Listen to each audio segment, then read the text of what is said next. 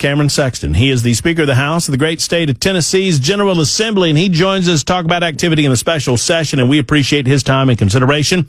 Cameron, I hope you're doing well. Good afternoon, sir. Good evening. How are y'all doing? Well, I'm doing great. It is evening. See, once again, the host screwed up. See, I can't get it right today, Cameron. I hope all is well. It seems that, I don't want to focus on this, but I do want to get it out of the way. We've been reporting on, a disruption. I guess at this point you kind of expect it. It's just the world that we live in, that some folks are not going to abide by the rules. What can you say about what occurred today in the committee? Yeah, it's the same three people that we've had problems with now for 2 years. They're part of Justin Jones' band of merry men and women that goes around with him everywhere. But it's the same ones. There's no surprises. They wouldn't listen. I think even the Highway Patrol, before they had the pull them out committee, went up to him and said, look, we don't want to remove you. Can y'all just stay quiet, be spectators, don't try to be participants? And they refused until they had to be removed. So, it's the same individuals. That's the problem we always have faced. That's why the new rules will be effective if they try to do that in the House chamber. Right. And it is pretty simple, the basic rules that you have for individuals that are watching the proceedings. I know you, Cameron, and I believe with all my heart that you want people to engage in the process. You want people to be in the galleries. You want people to watch as their elected representation does the things that you do on the regular, but you just can't disrupt the body. Just talk about the rules that you set into place this year to hopefully accomplish that.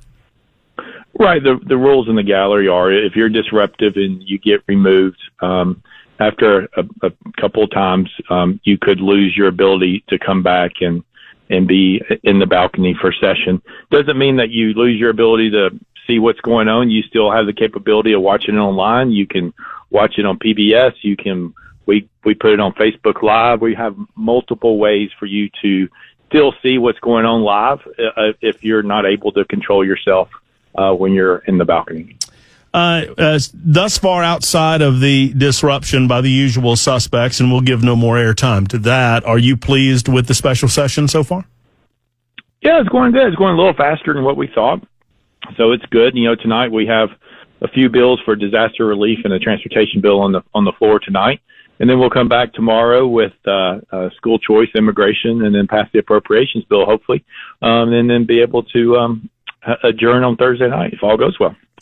And in terms of debate on these pieces of legislation, what's different from the general and the special in terms of timing a debate? Is there anything that we ought to know about if we're watching on some of those aforementioned channels that are available to us, or folks that are going down? Is it a compressed debate format for the special session with regard to these bills? Well, PBS is kind of a replay, right? So Right. That's where you can have that. That's a replay. All the other ones you can watch. Now, the streaming on the state's website may be a 2 or 3 second delay. Okay. But other than that, it's right there. And now Facebook and other stuff, it may be a slight delay, but it's as close as, if I'm watching a football game on Sunday, there's a 3 second delay.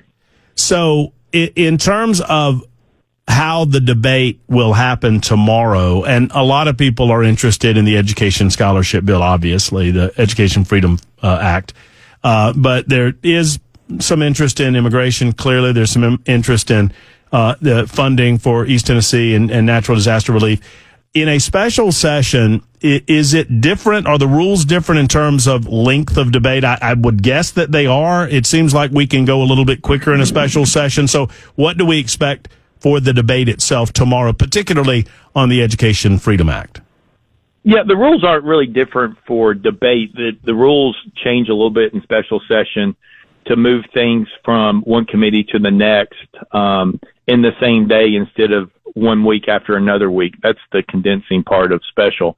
The debate rules all stay the same. We adopted the same House rules that we adopted in regular session, except we put in the flow motion, what we call it, to move a little faster through the committee system.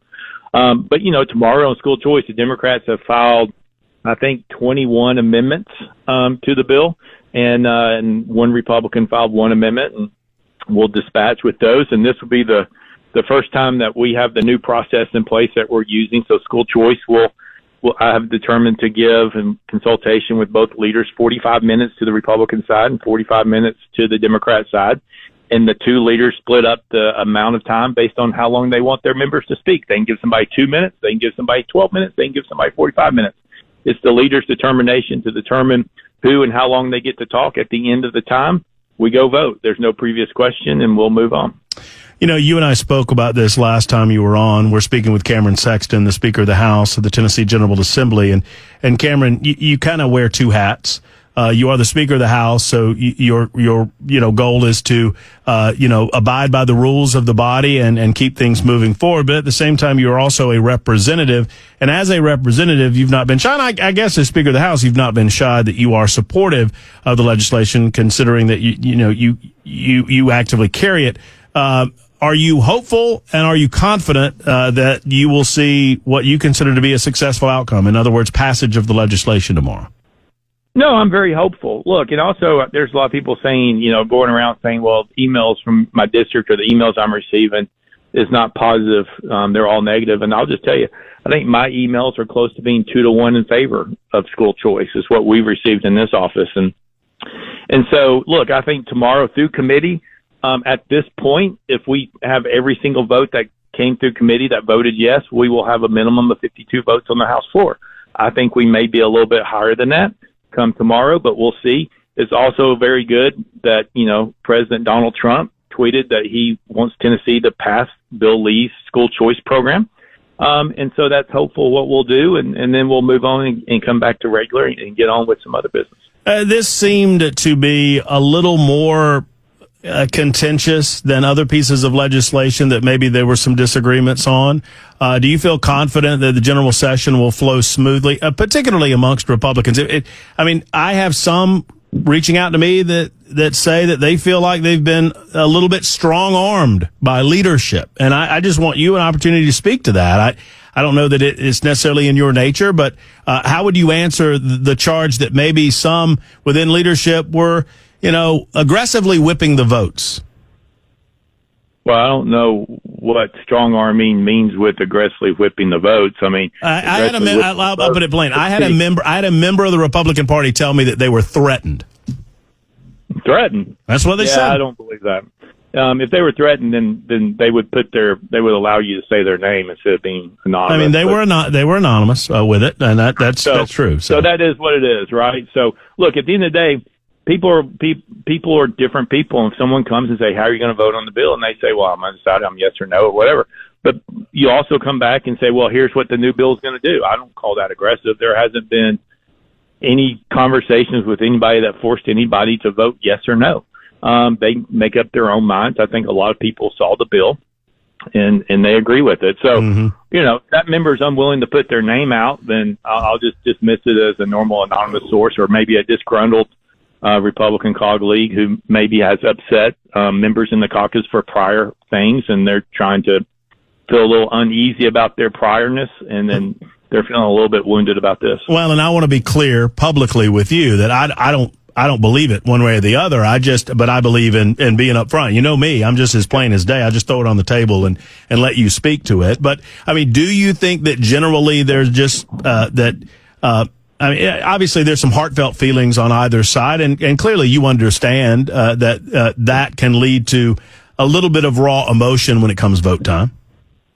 It can be. Look, there's a lot of new members here, and this is one of the most contentious votes that you can have. You're trying to change the status quo. It reminds me of a vote that I took one of my first few years here when we moved from collective bargaining to collaborative bargaining for teachers. And I had teachers wearing me out left and right. Oh, we're going to lose our benefits. We're not going to have health anymore. We're going to do this. You're not going to allow us to do this. Collective bargaining is the only way we get there. We're like, no, you can get there through collaborative. They told me the sky was falling. Guess what, Matt? 8 years later, the sky didn't fall. They still have benefits. They still have health benefits. They have better benefits.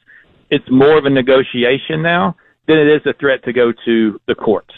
And that's what that did.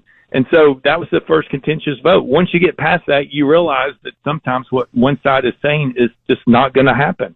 And you can move on. For a lot of our members, this is the very first contentious vote, and especially when you're trying to change the status quo in a lot of areas. And the teacher unions are strong as far as getting out people to email and talk and text. But at the end of the day, you either believe that parents should be empowered to make the best decisions for their child, or you believe that government should. That's simple. That's it. That's what you boil this bill down to. It's that simple.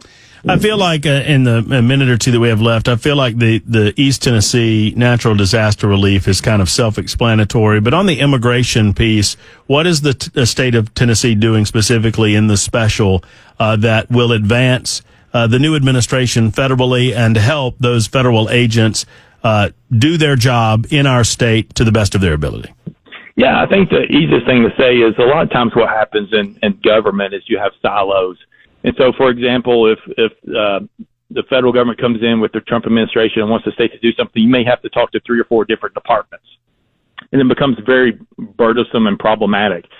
So part of what the immigration bill is create a seamless communication form, putting one person in charge that is the contact, so we have a streamlined communication, which is very important for immigration. The second part is make sure we hold the locals accountable for things they want to do. If they want to pass sanctuary cities or not, that's going to be a crime now. They can't do it. And so we're trying to do our best to protect our citizens, to do what our citizens want, streamline the work with the Trump administration. And then, Matt, when you come back in regular session, the bill that I have, which will say, you know what, local governments, if you go against our Constitution, if you go against state laws, we're going to withhold sales tax dollars. Those two bills, when they're passed, will be paired very well with each other.